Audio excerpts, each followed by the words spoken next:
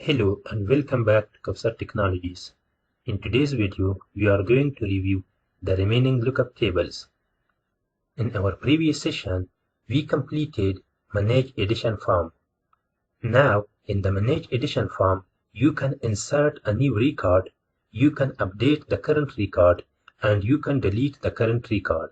For example, if you want to insert a new record, we want to insert first edition and we want to specify description. This is the first description. As you can see, the new record is saved into the database. If you want to edit the current record, you can click on the edit button. Thereafter, you want to change this into, for example, 5th edition, and we want to click on the Save Changes button.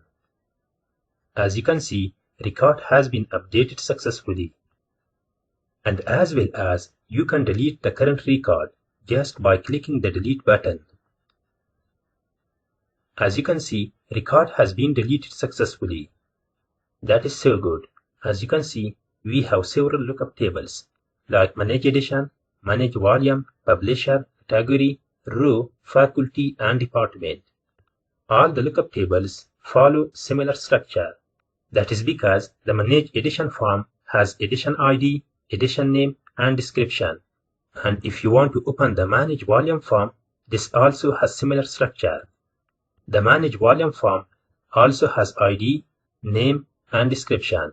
That is great. We have implemented all the lookup tables operations like insert a new record, edit the current record, and delete the current record. Okay, that is your assignment. You can implement all the lookup tables with the help of Manage Edition form. Remember that in Manage Edition form, we implemented each operation step by step, like add a new record, edit the current record, and delete the current record. That is great. Let's check another lookup table like Manage Department. As you can see, the Manage Department has also similar structure with the Manage Edition. And here we have department ID, department name, and description. You can add new record, you can edit the current record, and you can delete the current record. Let's add new department. For example, we want to add Management Department. Here we will write description. For example, this is Management Department. As you can see, record has been added successfully. You can edit the record also.